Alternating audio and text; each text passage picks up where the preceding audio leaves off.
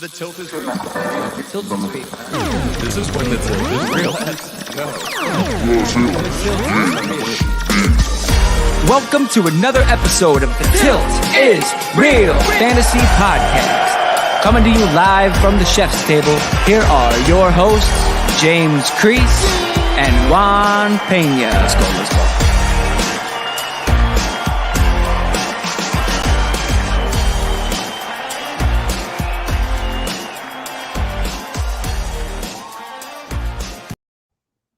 Yo, what's going on? And I hit the wrong button. StreamYard is just messing me up.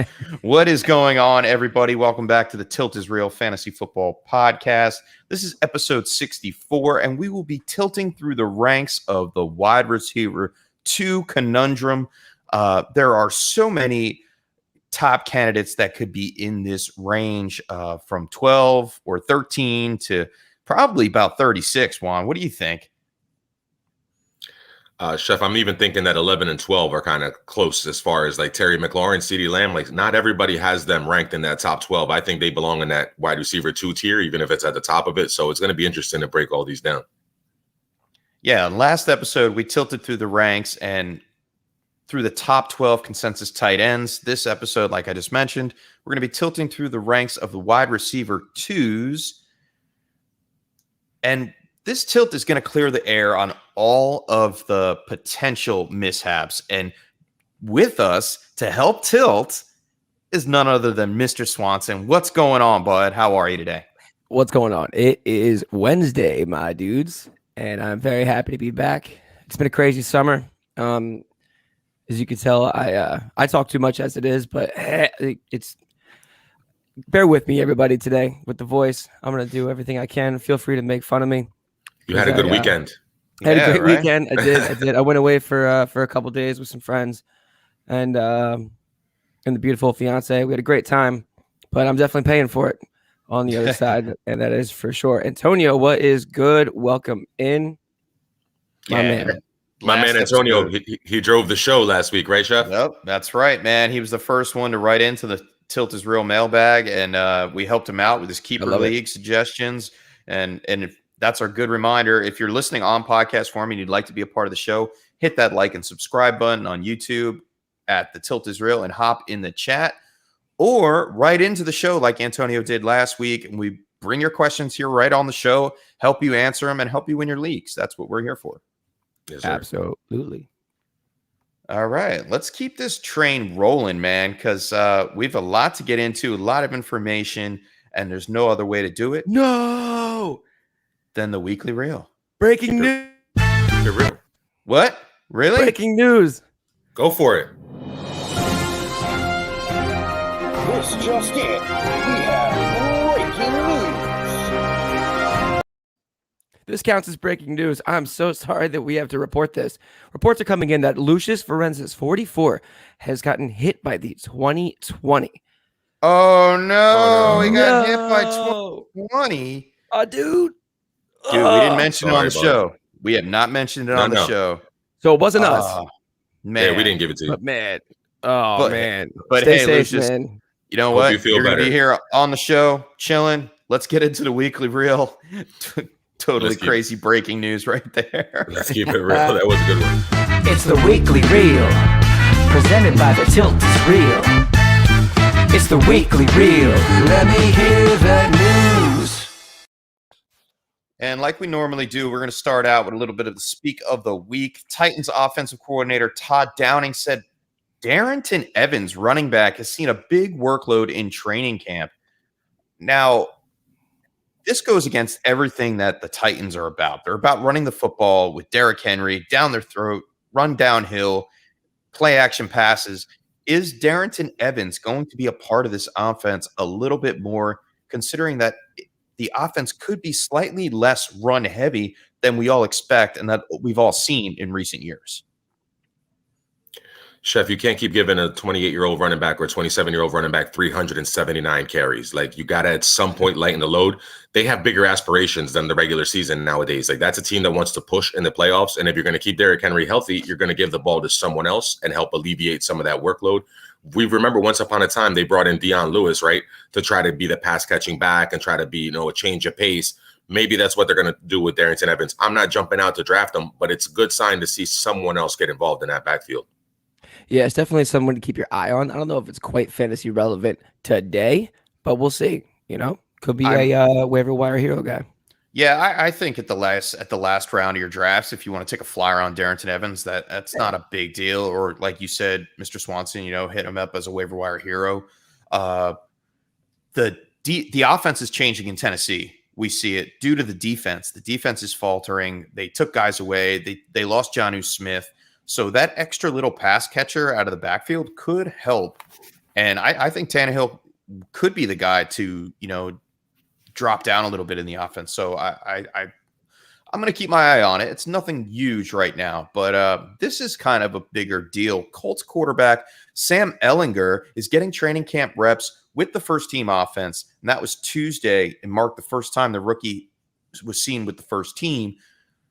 And Reich turned around. Frank Reich, the head coach, said that they will continue to split reps during the rest of training camp. So this, everybody was on Jacob Eason all the time. And I don't like Jacob Eason. I know he's a little bit higher draft capital than Ehlinger, but he is terribly inaccurate.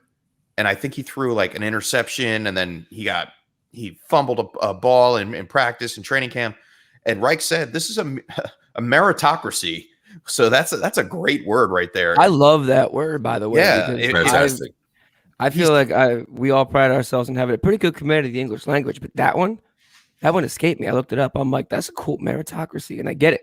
Yeah, you gotta earn it. Based on merit, you earn it. You got to earn it. And what they're doing in training camp is trying to separate, and it might just be a battle for the QB too, because news just came out this morning that Carson Wentz is trending towards being available for week 1, as is the offensive lineman. I forget his name. Quentin Nelson. Thank you, Juan.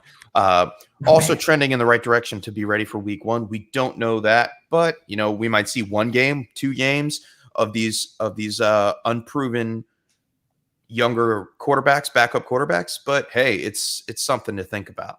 We'll definitely see him in preseason. Get a better eye. Yeah, they'll split the work. Before we get into the injury reports, which are definite, let's take a little bit of speculative look and talk a little trade talk. There are trade rumors surrounding Michael Thomas. And my big question is, does a team want to pick up an injured player? Obviously, Michael Thomas is unhappy in the Saints organization. He did not go through with surgery. He kind of ghosted them on texts, phone calls during the offseason. And they could alleviate some dead cap this year, $9.1 million. In next year, they could save $2 million. I think it's might be said that Michael Thomas may be leaving New Orleans sooner rather than later. And if so, where would he go to make an impact? The Philadelphia Eagles. That's a good one. I like Green that. Green Bay Packers. Green Bay Packers. Ooh, do I get to pick one? I don't really know off the top of my head where he would go to actually make a real impact at the age of what? He's like 29 years old already? 28. I think he's 28. And wouldn't a team, Chef, that's dealing with injuries and is kind of pushing for the second half, like the Indianapolis Colts that we just talked about, make a lot of sense? Yes, it would.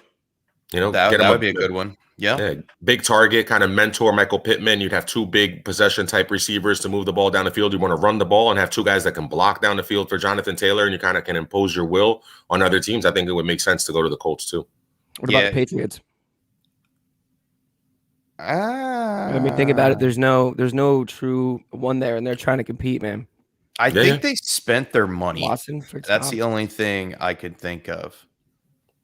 Antonio, I like that. Watson, Deshaun Watson for Thomas maybe, but it would take a lot more than that. Like it would take like a Winston and Thomas and future draft picks, I think, to get Deshaun. But because the Eagles package for Deshaun is way better right now, and then the Dolphins package also is probably pretty good for him. So I think Watson stays where he is, and he's not even going to play this season. But we shall see. Time will tell. Yeah. And time also tells that there are some injury reports going on right now. Zach Moss suffered a hamstring injury Tuesday and is taking things one day at a time. Injury does not appear to be, I'm sorry, it does appear to be minor, but it could slow down his progress in emerging as the Bills' clear lead running back. Now, he was ahead of Devin Singletary, but this gives Devin Singletary yet again another chance to get back into the offense. And we saw last year what happened when Moss went down. Singletary took the reps, but couldn't handle it all. Yeah, I don't think either guy is built for every single role, for every single carry, for the lead role. Without the other one, they're going to be a 1-2 punch as long as they're there together. And I don't, it's better that these injuries happen now. And he has an entire month to get it right. Because if this happens in game 3 of the preseason or game 4 of the preseason, then you start to worry about whether or not it's going to affect him into the regular season.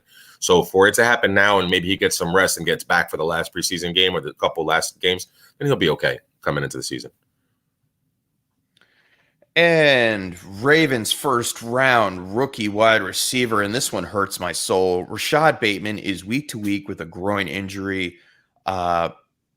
Mike Garafolo also noted that Bateman is no lock to be ready for week 1, although the Ravens are hopeful with more than a month until the season opener.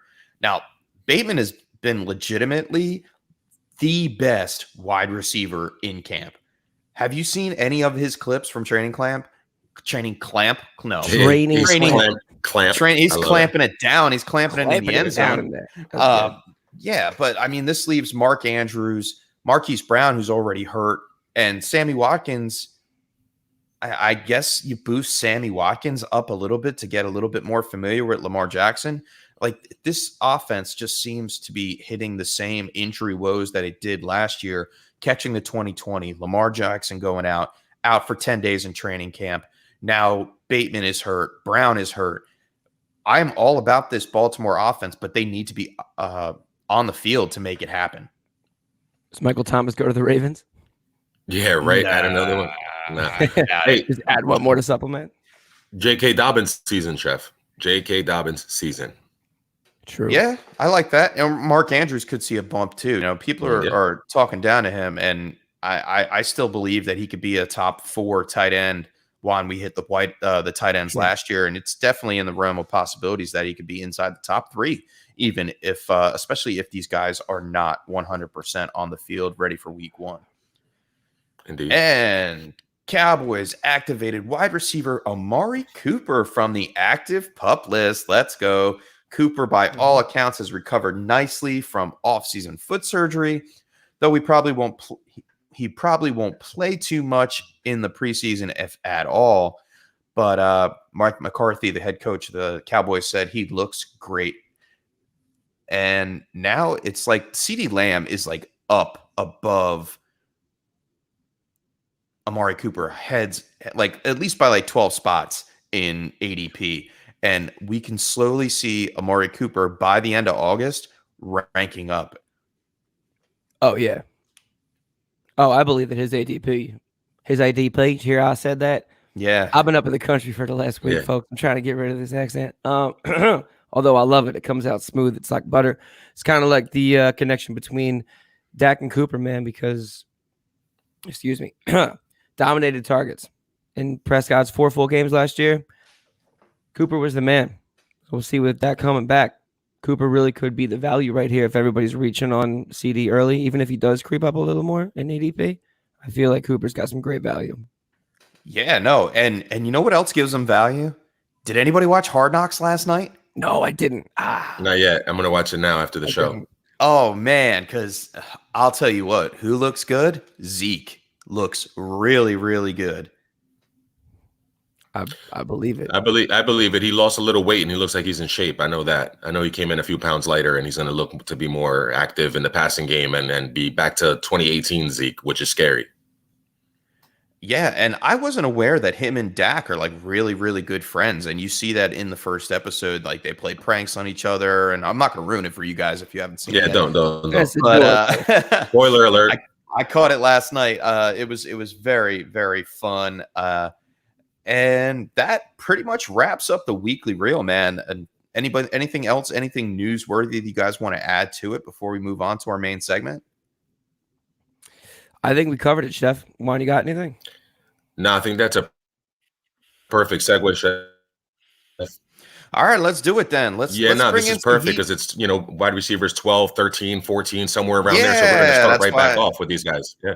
That's why I saved the Amari Cooper. Yeah. Bleh. I can't even talk today. Yeah. Jesus, what is going Coopy. on? Let's just get into the segment and start cooping around.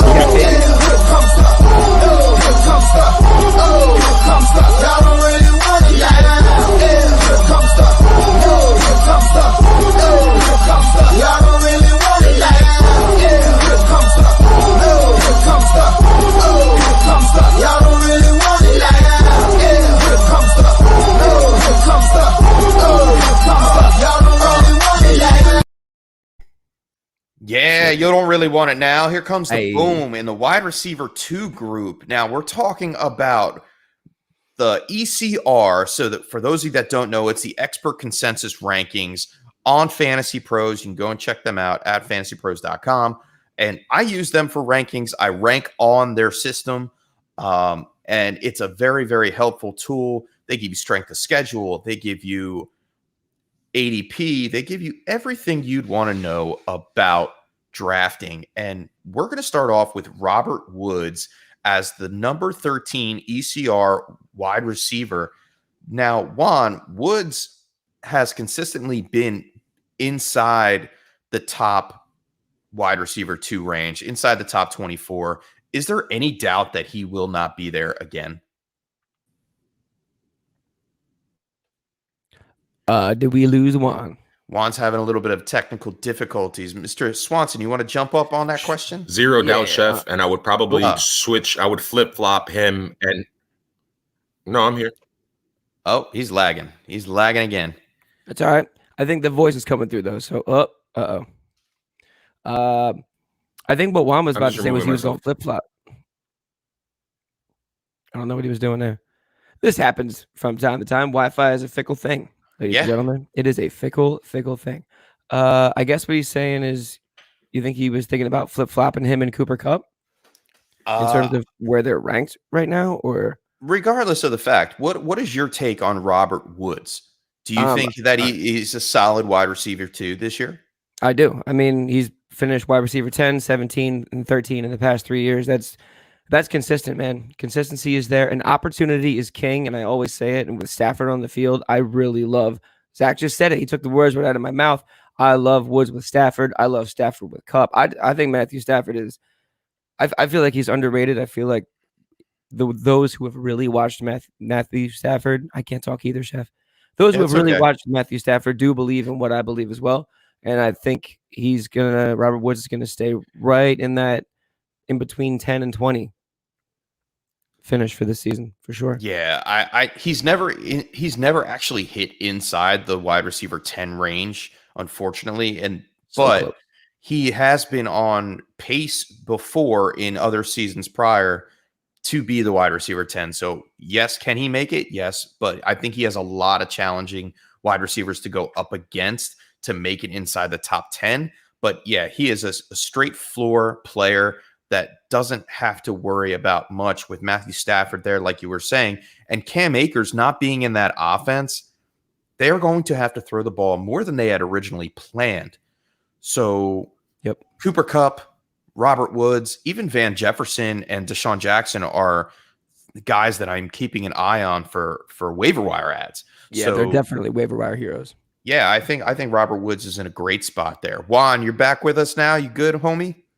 I hope I'm good. I don't know if you guys can hear me or not. Yeah, I'm good here. All right, so what I was going to do is just flip-flop 12 and 13. I just want Robert Woods over CeeDee Lamb, especially at value with 7 or 8 spots difference in drafting. In my drafts this year, I would rather have Robert Woods as my wide receiver 1 for his consistency than to take a shot on CeeDee Lamb, who's working out of the slot. And like Mr. Swanson mentioned earlier, Amari Cooper is amazing, and his connection with Dak is absolutely unparalleled. They're the 1-1 with each other, like the 1 and the 1A. They go along perfectly. And so I just don't think CeeDee Lamb is ready to take over that role just yet, and people are overpaying for the hype of him being like a popular young rookie and wearing the 88. So I'm not falling for that trap. I like Robert Woods' consistency better. Same. I like that. 3 straight years inside the top 20. Let's go.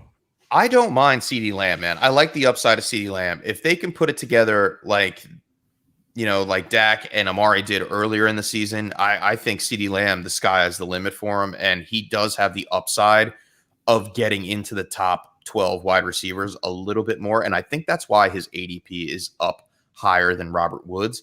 But yeah, you can't go wrong with Robert Woods at all. And the aforementioned Amari Cooper is next at ECR number 14. I am loving the Cowboys this year. Their strength of schedule, the way they have to have the boom offense, because we know their defense isn't as strong as some would like it. I think they are the top prospects coming out of the NFC East for fantasy purposes. I am trying to draft as many Cowboys, Washington Redskins as possible. And it starts with Amari Cooper here. I was just in a startup. I was just in a dynasty startup the other day, and I was able to stack Amari Cooper and Dak Prescott, and it's going to be a great dynasty league. I'm really excited to it. I like that. I feel like so I'm going off of Fantasy Football Calculator's ADP just to have something to kind of grab onto, just PPR ADP. And so it looks like he's going around 46. I love, like I said, again, the Cooper and Dak hookup. I feel like if I'm already stacked up with RBs at this point, then you kind of have your shot at like Woods or Cooper. And if you had to take, I mean, if just between like one, would you rather have Cooper or Woods?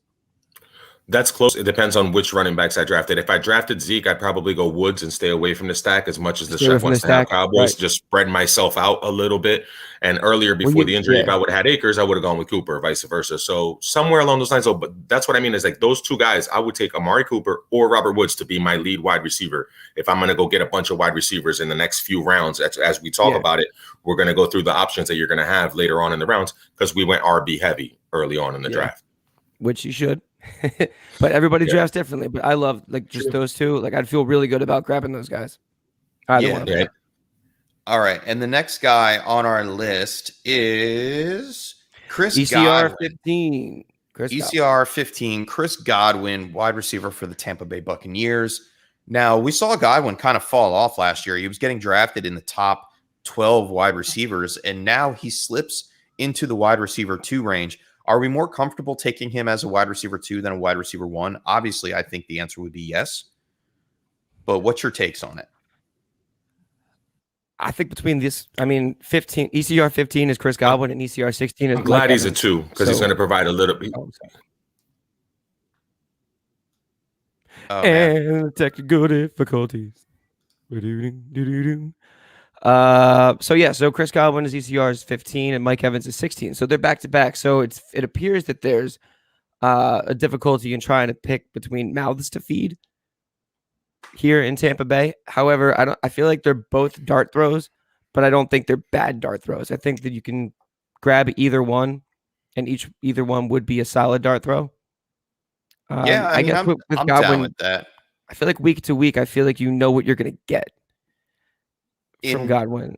In current ADP, Mike Evans is going at 38 and Godwin's going at 43. So Mike Evans is the wide receiver 13. Godwin's the 17. I think I would rather wait a little bit longer and take Godwin than have Mike Evans as my wide receiver 1 because we know he compiles stats. Like he can have all the touchdowns in the world, but his yardage, his average depth of yardage during a game, he doesn't break that 100 yards.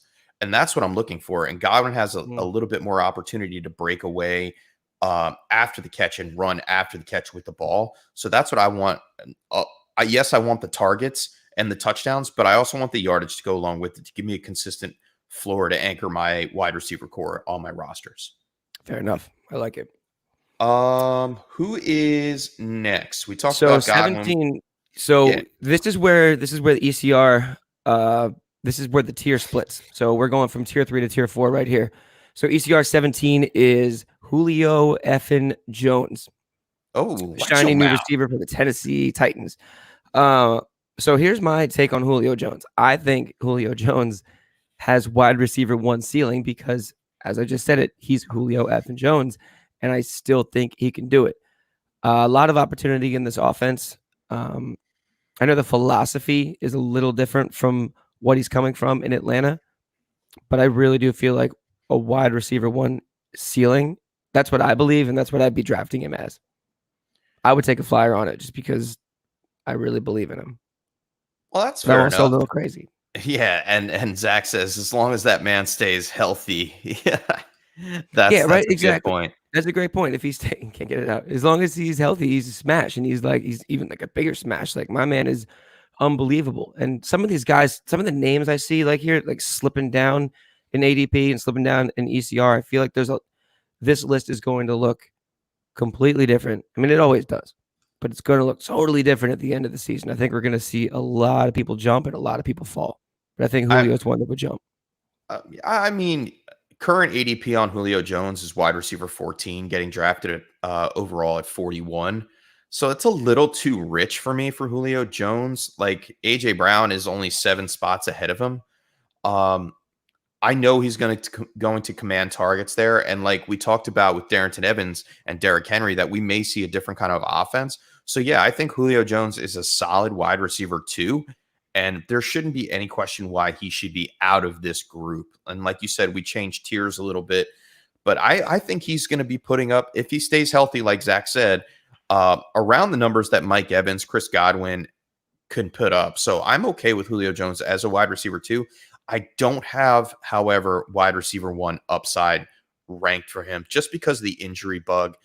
We haven't seen him play a complete season in some time. And I have a little bit more That's fair. upside written down for this next guy, Mr. Swanson, in Cooper Kupp at 18. Oh, did I have this backwards? Did they change it since yesterday? Nope. Oh, I have. Oh, okay. All right. So let's go to Cooper Kupp. 18 in Cooper Kupp. And just like we said with Robert Woods, Cooper Kupp has the upside with Matthew Stafford there in the offense. They're going to be throwing the ball a lot. Chef. Yes. 18 is DJ Moore. Oh my. So let's see. I thought they may have changed. I just wanted to make sure. Let's check it out. Give it a little double check. I just redid it. Did you click the link that I sent you? Uh-huh. I'm on that page right now. I'm on that page right now. I don't know why it's doing that because Looking at it, DJ, I got DJ Moore at 18 and Cooper Kupp at 19. Regardless of the fact, we can kind of pair them both together. That's very true. If you want to do DJ Moore, that's cool. I want to keep rolling. DJ Moore, Carolina Panthers. Like, what's in it for Sam Darnold this year? You know, new fresh start in the Carolina offense.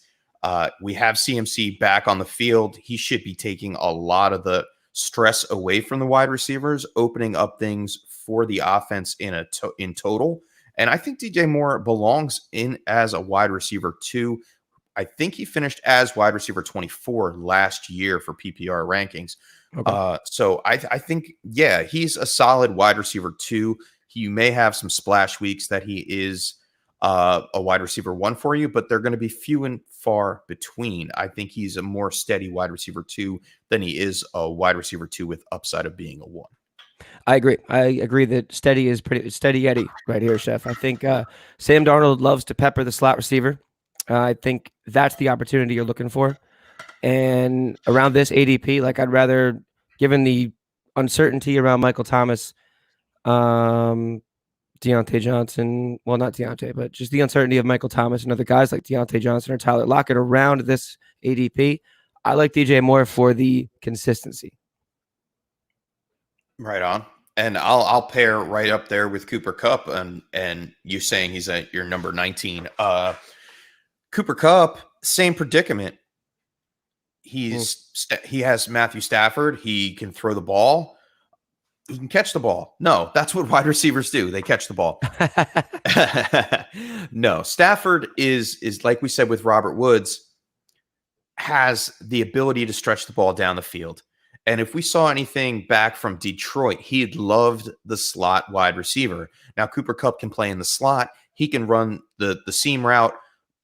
I think he is a very good candidate to be able to hit some of those wide receiver one games and give you a solid wide receiver two floor. So coming in at 50 overall in ADP and wide receiver 19. I like the value of Cooper Kupp in drafts, probably a little bit more than DJ Moore, to be honest. And that's where I'm against the expert rankings a little bit. I mean, it's only one spot, but I'll put Cooper Kupp there just one notch ahead of DJ Moore. Who do you have for number 20 so we could play it like that? Because I don't know what happened with our list, but we got I would like to say, today. well, if I just looking at the website and then compared to like the ECR compared to what you had, I honestly think I have Cooper Kupp up there too. We talked about the same, just having Matthew Stafford there. I really feel like that's a bump, and I think just like Zach said it. Let me bring it up here. Yep, Zach said Stafford brings a different dynamic to that offense, and I love that. And I think Cooper Kupp, I have him higher than DJ Moore by a point. But if we're going to number 20, ECR 20, Deontay Johnson. Yeah. Yep. Okay. All right, back on track. Let's go. All right, here we go. I don't know. I feel a little. I don't feel strongly about Deontay Johnson right here. I feel like if you can avoid this pick, I might. Drops are concerning. Ben is concerning. I just think he's old. Claypool's concerning. To keep it short, at this ADP, give me Thielen or DJ Moore or Cooper Kupp or someone like that. Deontay Johnson's ADP is going behind Cooper Kupp, Thielen, DJ Moore. He's going as wide receiver 22. I know you're looking at a different format. I'm looking on Fantasy Pros. He's going as the overall 55. Oh, I got him at 54. Cool. Yeah. So with Deontay Johnson, I think last year he dropped a lot of passes. I don't know what kind of Deontay Johnson we're going to see this year. Hopefully he fixed his drops. I know he's going to be heavily targeted in that offense. And as Justin and Zach are saying, they're avoiding all Steelers. But if anybody's going to do it on this offense, I think it is going to be Deontay Johnson. I am not solid on him as a wide receiver 2. He has more of, for me, a wide receiver 3 with upside. And I'm hoping I get 2 of the main guys ahead of him. So I'm not really forced to play Deontay Johnson every week. But as a wide receiver 3 flex option, Deontay Johnson's a great candidate. And like I said, I'm not going to depend on him every week to week basis, but I guess this is where we draw the line, where we put our tier up and saying, some of these guys aren't going to be a wide receiver 2 every week. And I could see that in Deontay Johnson just because we saw him falter last year in that offense. And the offensive line for the Steelers does not look good. Even the first preseason game, the Hall of Fame game this past week, Micah Parsons ran through that offensive line like a freight train. He was the talk of the game, really. And with that being said, how good are they going to hold up with Big Ben back there? How long is Big Ben going to be able to stay healthy? Yeah. If they haven't repaired the offensive line, they have a young bunch of guys that may not hold up. So, and we know that the Pittsburgh Steelers want to run the ball. So with that being said, Deontay Johnson, he's more of a wide receiver 3 for me than he is a wide receiver 2. And I'll speak for Juan because I know Juan loves Deontay Johnson. He would probably say the opposite of what we're saying right now. Yeah, most likely. I wish Wi-Fi wasn't such a fickle beast because I would like to have the other side of that here because I agree with you. Wide receiver 3 flex option, Deontay Johnson for sure. You want to move on to 21? Yeah, I have Tyler Lockett as my 21. Yep. Is that what you got? All right, I good. do. All right. So Tyler Lockett. Yeah, go ahead. I think his ADP and where he's ranked right now, I feel like it's inflated by the monster weeks he had in weeks 3, 7, and 17 last year. If you were one of those week 17 fantasy players, everybody is this year. But I get it because maybe Tyler Lockett for you was the catalyst in getting off to a strong start, or more importantly, even a stronger finish. If you had that week 17 playoff, I get why there would be some real love for Tyler Lockett. Simply put, keep going. Juan says 143 targets and paced for 174. So give me Deontay as my wide receiver 2. That is a great point. That is a great point. We got to get that Wi-Fi fixed. I told you. But simply put, for Tyler Lockett, too inconsistent for me. Around this area, give me Galladay, DJ Moore, Jamar Chase, ODB. around there. And Juan's saying in the Or chat OBJ. like that Tyler Lockett is a value, even if he is inconsistent. And value is important. Going as wide receiver 20 according to Fantasy Pros, 51 overall. He will win you some weeks. And if you can get him as your wide receiver 3 and not your wide receiver 2, then that makes all the difference in the world. You know, he finished as the wide receiver 7 last year overall, and he did have wide receiver 1 weeks. We just don't know when those weeks are going to come. Like you said, the inconsistency is a very big concern. But to get him this late in drafts as a wide receiver 2, wide receiver 3, that you're not depending on him to carry the full load of your roster, there's something that I would like about that. And we've seen him fall. I have another draft coming up in 2 weeks, and I can't wait to see how far he falls this year, because it seems like every year he's getting drafted in the 50s, the 45 to the 50 range. And I'll take him there as a wide receiver 2, just like I would DJ Moore or Deontay Johnson. So who do we have next? I'm sorry. I thought you had another thought to finish. That's why. Yeah, I know. I kind of air dry. No, that's okay. Next, we have ECR 22. Got 22. Adam Thielen. Yeah, man. Adam Thielen. Start us off on Adam Thielen, man. What are you thinking? I mean, Adam Thielen, he is not the wide receiver 1 in that offense anymore. Justin Jefferson has taken over. Even with the recent injury to Justin Jefferson, I think he's going to be the main guy. We saw Adam Thielen finish as wide receiver 1 last year. Him and Jefferson both finished as wide receiver 1s, but Jefferson did it with yardage, like I was talking about for Amari Cooper, you know, getting the yardage instead of like Mike Evans. Yeah. I'm sorry, I was saying Mike Evans didn't really get the yardage. Adam Thielen didn't get the yardage. He got the touchdowns. So that makes him more touchdown dependent than anything else. And if, like Juan's saying in the chat, if you could bring that up while I'm talking here, you know, 14 touchdowns is hard to repeat, man. Yeah, he's dependent on the touchdown production, and it's just not going to happen. This offense is based off of a run-first offense with Dalvin Cook.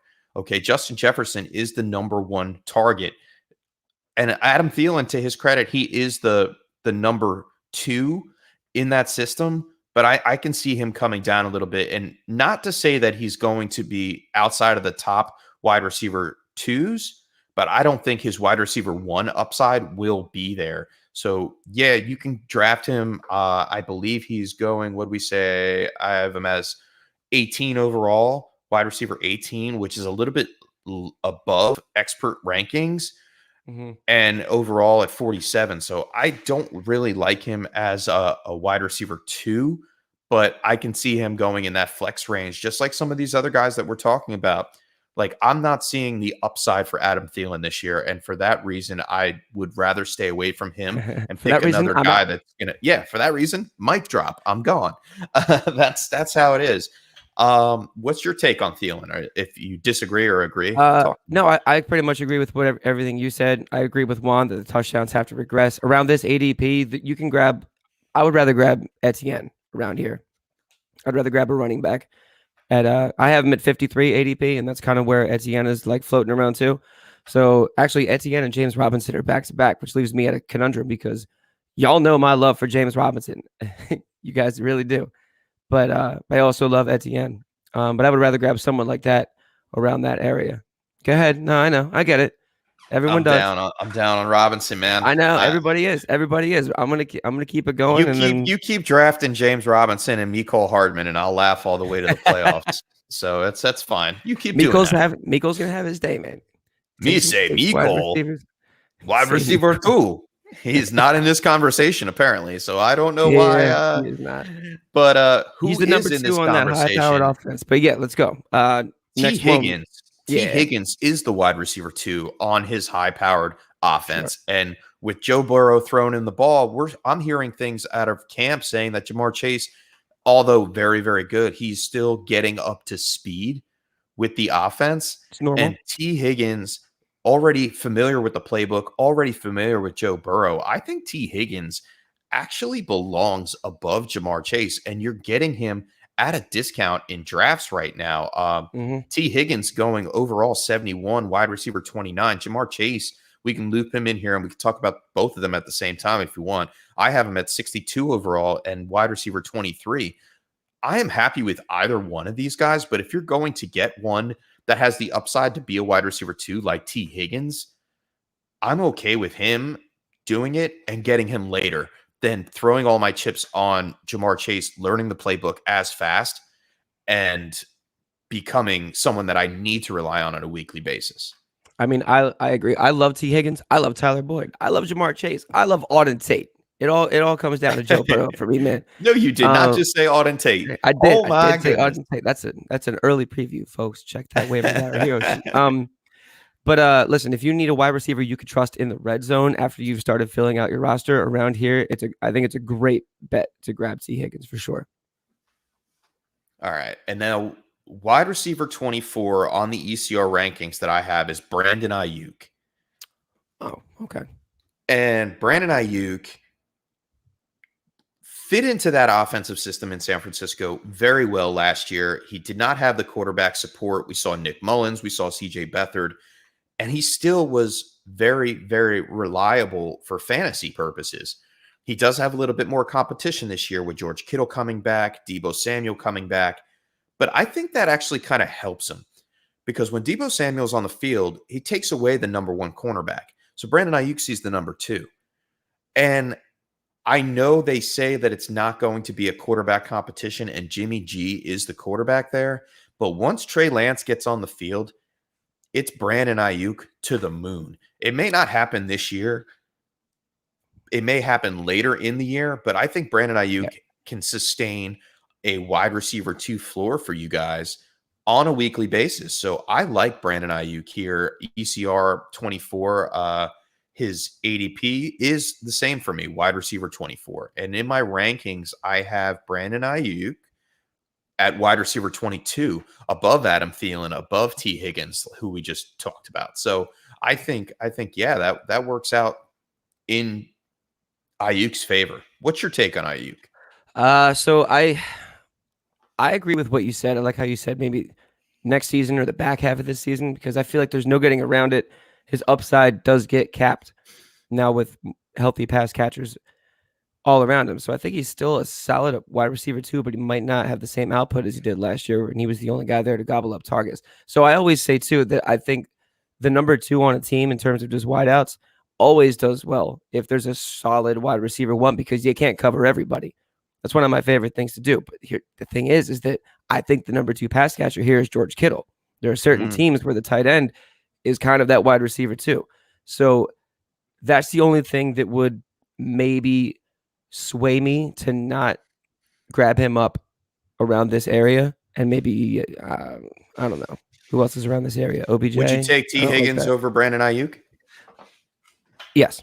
Would you take Adam Thielen above Brandon Ayuk? That's a tougher one.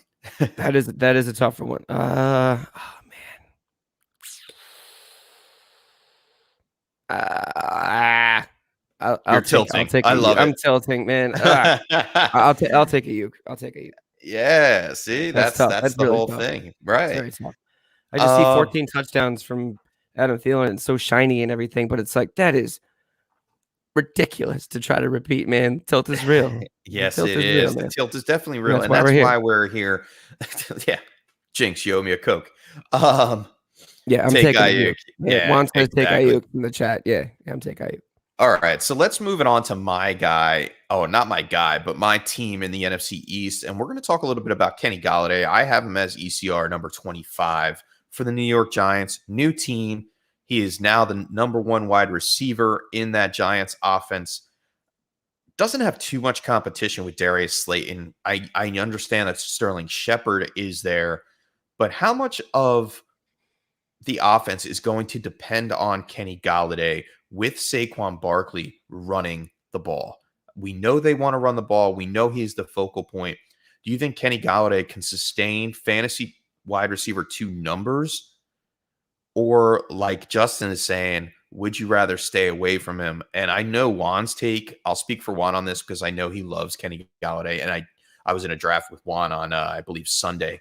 And he took Kenny Golladay and stacked him with Yeah, he loves the upside of Kenny Galladay. If you want to put that up on the screen with Daniel Jones, and he thinks that this Giants offense is going to surprise a lot of people. My take, I do too. watching them in training camp, I think they need to click a little bit more, and it may not happen right away, but it will happen eventually. I think I like Kenny Galladay more as a flex option, and if he comes in at 25, so be it. I'll grab him as a wide receiver 3, but I don't think he has the wide receiver 1 upside that we talked about with some of the other guys when we started this exercise. I think I mean, I guess I see where you're coming from, but I feel like if you can establish the run with Saquon Barkley and he can stay healthy, that opens up so much more for your offense. So much more. If you can really have that solid run game with Saquon, everything else is kind of like you can really do so much more when it comes to your wide receivers. At this ADP, I don't feel like it's icky to grab him, man. I might even grab him earlier. I don't know. I'm not worried about the injury. Are you? I also feel like Not the thing really. about Kenny Galladay around here. A little concerned about the injury because the fact that he was coming off an injury and now that he's not field ready, he gets injured again. So yeah, that's a little concerning. But for the long haul, no. I mean, there's still 3 weeks left, 3.5 weeks left to the beginning of the season. And I know Juan would come out with the number. It's probably like 27 and a wake up or something like that at this point. I think, look, you know what's also difficult being on the East Coast? Like Kenny Galladay, you got to be, if anyone's listening and you're drafting on the East Coast and you're thinking maybe you can grab Kenny Galladay as it slips down, be really careful about that because there are a lot of Giants fans around here. There are a lot of NFC East fans around here that have their eye on things. Yeah, so region does play a little bit of into where you're drafting and where people go because people are going to take him. People are going to take him because he's a name. He's a flashy guy. 28 in the wake up. There he is. Nice. Once it's 28 in the wake up. But yeah, I feel like you're not wrong by drafting Kenny J at all. I don't think you're wrong. I don't think you'd be reaching. I don't think you'd be out of your mind to take him around this ADP, which I have as 74 right now. I don't know what you have. That's fair enough. In my rankings, in my personal rankings, I have Kenny Galladay at 25. So he's right there, matched with the ECR. Right, and above this next guy that we're going to talk about. Real quick. I want to get to Justin real fast before we move to the 5th tier. Yo, you want to answer his question? I was going to wait until we're done with the segment, but go ahead. Bring it up. Let's do it right now. Quick question. Justin's draft is next week, and he has picks 10 and 11. Does he go Jones, Chubb, or JT? Jones is a definite at 10 or 11. Chubb is very, very nice as a running back too. If you can get Jones and Chubb, I'm assuming that it's a keeper league. The fact that you have picks 11, 10, and 11, unless it's a 10-man league that you're playing the turn. League. Yeah. I'm a little off of Jonathan Taylor before, after the news came out that Quentin Nelson wasn't 100%. Now Wentz isn't 100%. We don't know when it's going to come back. Yeah, I figured, it's a redraft 10-man, of course. So you want to have 2 solid running backs in a 10-man league. You don't want to have any question marks. And Chubb has a solid floor. He has always been inside the top 12 running backs year after year, even with the injury last year. And Aaron Jones, it's the last dance in Lambeau. I will say it all season long.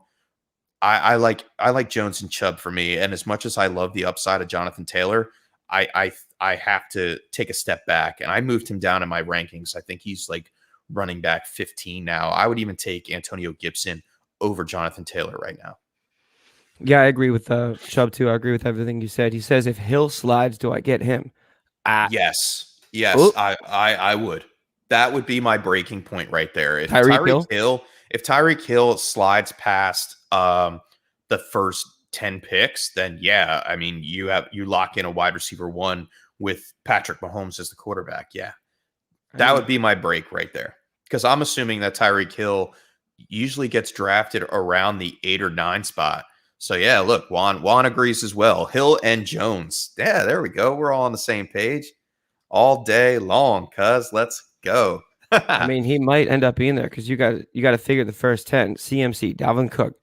Let's say, I mean, Saquon's actually slipping in a lot of these. Saquon is going to start moving back up. He was getting picked up at the 10 spot. I got him at 10. recently. Yeah, that's crazy. Yeah, but with him entering back into camp this past week, he's going to rise in ADP. Just give it a couple weeks of him being healthy in training camp, and you'll see his ADP climb back into the top 5. I want to say overall, he's going to be right there with Zeke, Alvin Kamara, Dalvin Cook, CMC. He's still top 5 running back capable, so I would not let him slip in my drafts.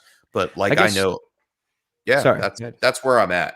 To answer the question in full, if Hill is still there, I would take Hill and Jones, just like Juan said. If Hill is not there, then I would go with Chubb. You're right, because if you come back around and you're picking at the 20 spot around there, you can still grab Mixon. You can grab CEH. Maybe Antonio Gibson's still there, or J.K. Dobbins, David Montgomery, Chris Carson, DeAndre Swift. You could still grab solid running backs. And then you could take one of these wide receivers that we had just talked about in, Robert Woods, Amari Cooper. I'm okay with those guys being my wide receiver 1, and that's okay. Yeah. Like, as long as you're packed set for running back, yeah, go ahead, shoot for the moon. I would, yeah. But Hill is a deal breaker. Like, if Hill's there, I'm taking Hill. Never had Hill in a draft. Never was able to get him. Just didn't work out the way the chips didn't fall in my direction. Got him once, got hurt. Traded for him, got hurt. Yeah. and then he's been great, right? Of course. Yep. He's just one of those, But So anyway, let's get back into this ECR. We have 5 guys left to go over. We're jumping into the 5th tier here. Yeah, pretty much. And we're gonna combine 2 of them together in Juju Smith-Schuster and Chase Claypool. Mm-hmm. I have on my list Juju is 26, Claypool is 28. Now, we were off of Deontay Johnson, but are we on the upside of Chase Claypool? We saw him very active in that Hall of Fame game. We didn't really see too much of Juju, but do the rules apply that we set for Deontay Johnson with the target share? I don't know if Claypool is going to get 14 touchdowns again. He had all those touchdowns last year. I'm kind of off of that too. I'm also off of Juju, man. I mean, they improved the backfield with Harris, Freiermuth. I said that right? Freiermuth, yes. Freiermuth. Oh, it's Muth. Sorry, I keep getting that wrong. Freiermuth at tight end. I feel like Juju's slot work is going to be tightened here. And I hate to say it, but I'm kind of moving on from Juju as a solid, consistent fantasy piece. I like Claypool more.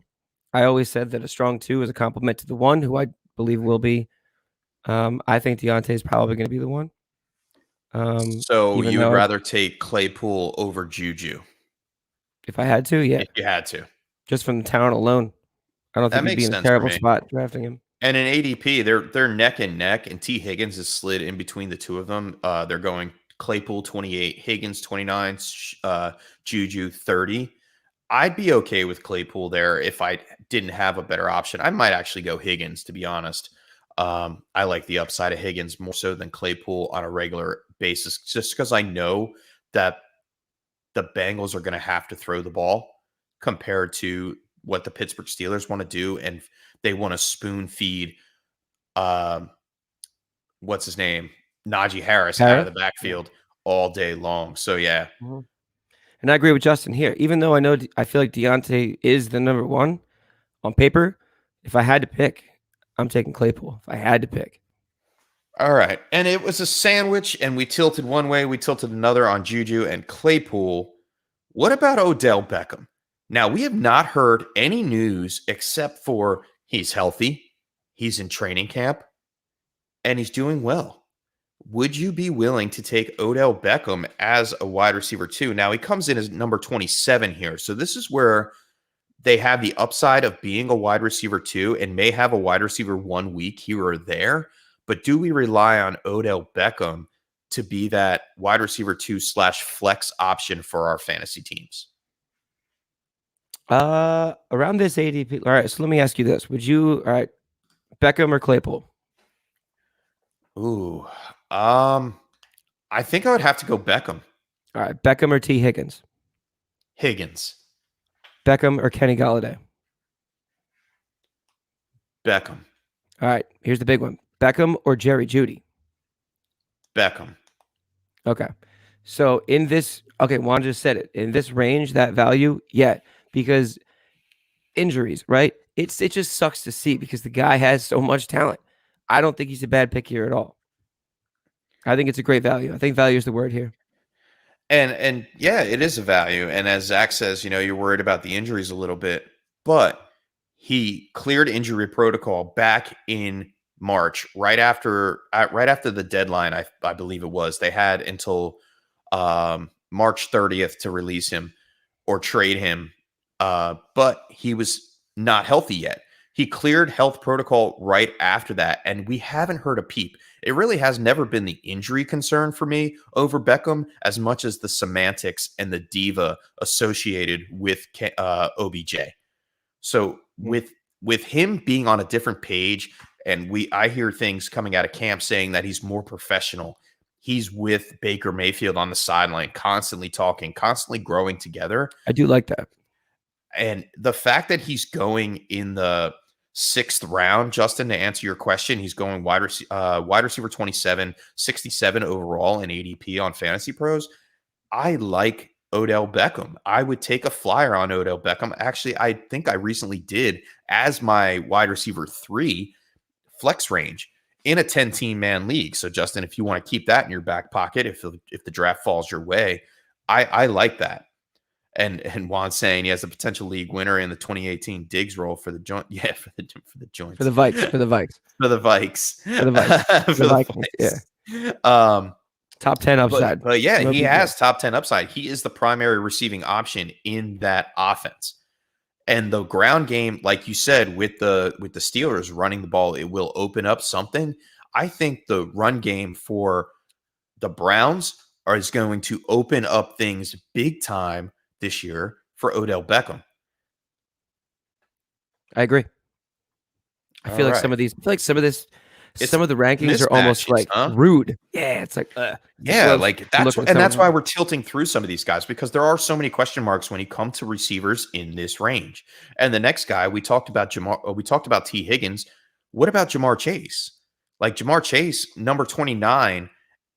I don't have a problem taking Jamar Chase as my wide receiver 3, but I wouldn't want to take him as my wide receiver 2 because I don't know. I'm basing it off of hype and upside, and I don't like to build my fantasy rosters like that. I'd rather construct my fantasy roster with Jamar Chase as a flex option, knowing that I have another flex option to put in there.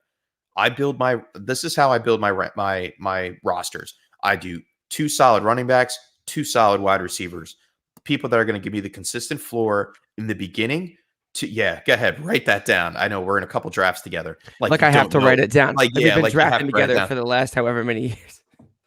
But I am slowly leaning towards players with upside. And if I had to pick one that has a lot of upside, he has the familiarity with Joe Burrow coming from LSU.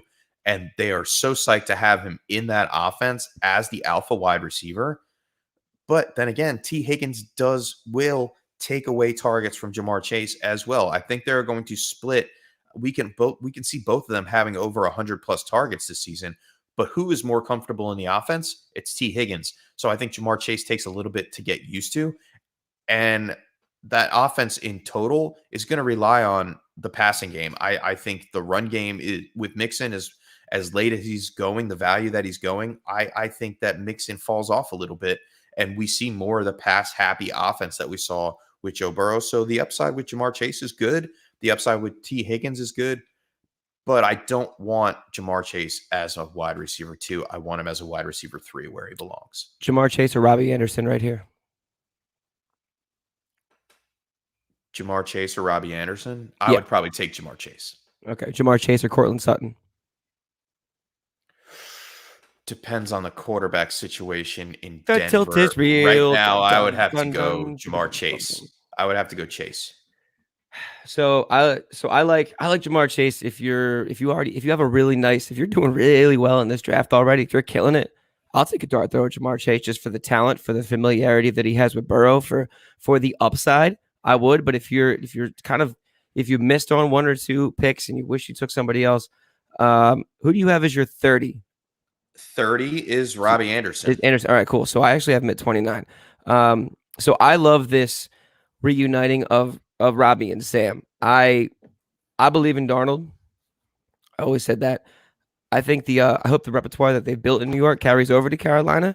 It's a different pace. It's a different city. I feel like Sam's able to be like the lights aren't on him as much. He's going to be able to like kind of hone in on his craft and do what he's really meant to do. We forget that he's younger than Joe Burrow, correct? Yes. I believe he is. The guy's so talented, man. The return of CMC He's sets still up that 19 years opportunity old. too. He's still That's 19 insane. years old. Yeah. I can't even buy a legal beverage. He's not 19 anymore. He's not 19 anymore.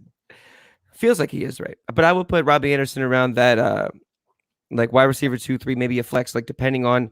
I want to see how it shakes out, but I think he's a great guy to stash. Honestly, I want to see if that I hook want up's real. to rebut on my pick for Jamar Chase over Robbie Anderson for the simple fact that ADP says it all. Jamar Chase right now is going 62 overall. Robbie Anderson is going 83. I got him at 92. Literally 21 spots behind Jamar Chase. And he's never taken an NFL snap. Right. That means I'm getting more value. I'm picking up my running back 3 in that range in the 6th round, and then still being able to pick up Robbie Anderson with a similar style of upside for my league. So yeah, I will change my answer on that last question. Tilt is real. Tilt is real, man. That's why we do it. So did you have anybody else? I had Robbie Anderson as my 30. Who is your 30, just to cover all grounds? My 30 was Cortland Sutton. Okay. And just to touch on that, his ADP is going around 84, around where I have his ADP. I hope he comes back to be a solid 1-2 punch with Judy. I'm hearing a lot of really good things about Judy in camp, like a lot of really good things. And it always takes some time for these wide receivers to really, I'm going to use the word blossom into like, or reach their full potential and really start hitting that stride. The complement to the true one is a great wide receiver opportunity. And at this ADP, I think he's a great guy to scoop up. There's a lot of these guys, but Sutton's one that I think will be a great flex or wide receiver 3 option week in and week out, especially if he starts to get hot. You might be really happy that you have him on your bench, and then you can plug and play matchup dependent. The thing is it's all quarterback dependent. So we got to see that first. I totally agree. Quarterback plays okay, then we'll go. It all depends on the quarterback. Juan says, would you be mad if you left the draft with Kenny G, Sutton, OBJ, and Robbie in rounds 6 through 9?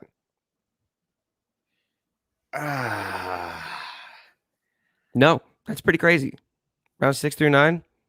I don't know if I would want all of them. Maybe not all of them. Maybe I would sub out one of those guys for maybe a, like I said, an Etienne or something if they're available. Yeah, like around that. Yeah, one running back out of that. Yeah, but that would be. Yeah, Juan says value at wide receiver is crazy. LaVisca Chenault, Marvin Jones, Curtis Samuel, the 9 through 11. It's true. Rounds 9 through 11. Yeah, there's so many wide receivers, and we went through the top 30. I'm sorry, we went through 13 through 31, and there are just so many opportunities. Like the flex options this year is going to be crazy. And Justin wants to know, you think Lamb falls 3-4 turn? I got Lamb at the 3-4 turn. No, I got him at the 3-4 turn. That's exactly where I got him because I was picking 101 and I took him. I believe I took him at the 401. I think that's exactly where he's going. No, that's wrong. I'm sorry. That's the other side. 3, yes, the other side. But he's got picks 10 and 11, so I think that's exactly where he's going right now. I have him at 33 ADP in a 12 team, I believe. Yeah, that means he doesn't get him back. 10. That means maybe he might. I don't think he does, Justin. I think the hype is up on him. You'd probably be better off with taking Amari Cooper at that point. Similar production. He's going to be a fantasy asset for your team. And I mean, if you believe in the upside of CeeDee Lamb this year, you believe in the upside of Amari Cooper because they're linked to the same offense and same quarterback. So if you don't get Lamb, don't feel too bad. You could always take Cooper to back it up. And I think Cooper's ADP is going to rise a little bit more in these next coming weeks. So keep an eye on it because they might start to flip-flop. Yeah. Oh, for sure. Especially with Hard Knocks out. As soon as we see footage of Amari Cooper out there, I know every that's year. What's gonna happen. It's every year, man. It's the same thing I said about drafting regionally because like things go up and down and Hard Knocks comes out and everyone's like, oh, here we go. I love seeing like stuff like that affect where people are being drafted, but that's what's fun about fantasy football, man. All right. Well, that about wraps it up, Swanson. Yeah. thanks for hopping on with us today. It was great to see you again. Chef, thank you for having me. I'm folks who are listening. I've had a crazy summer. We all have. Getting on the show has been very difficult for me, but come regular season, I'm back. I'll be Right here. on. I'm Awesome. coming back. Awesome. But thank you guys for always jumping in. Justin, Zach, Argue, Antonio, Lucius, man, if you're still listening, take care of that 2020, bud. Drink some water. Don't get too stay hydrated. don't drink too much. Rest a lot. And get a lot of rest. This guy here, FF, one of a kind, was jumping in too. Thanks for hopping on the show. Dude, we're so sorry we lost Juan. I know that there's a lot of folks out there that, I mean, listen, I love listening to Juan talk on a daily basis. That's why we hang out so much. I just love listening to him speak. So he'll be back next week in true form once we get the mics and the Wi-Fi all figured out. But thank you guys all for coming in. Great show, Chef. Yeah, man. You can find me. I'm James Crease. You can find me at FF_chef on Twitter. Look for some of my latest articles out on Ball Blast. If you guys are into Dynasty, I'm writing a new series this season. It's called Dynasty Values and Diversions. Go ahead and check that out on ballblastfb.com. Also, we just dropped our draft kit over there. It's $10. Go out there, purchase the draft kit. I wrote a slew of stuff on second year wide receivers. And yes, Anthony, we are ready for the next mock draft. It will be coming soon in the next couple of weeks. We'll keep you posted on that. Until next time, guys, thanks for tuning in, and we will check back with you next week. All right, we're out. Peace. Thanks for tuning in to the Tilt is Real Fantasy Podcast. Like and subscribe on YouTube and follow us on Facebook and Twitter. Check out our website at thetiltisreal.com for more great fantasy football content. We'll catch you guys next time on The Tilt is Real.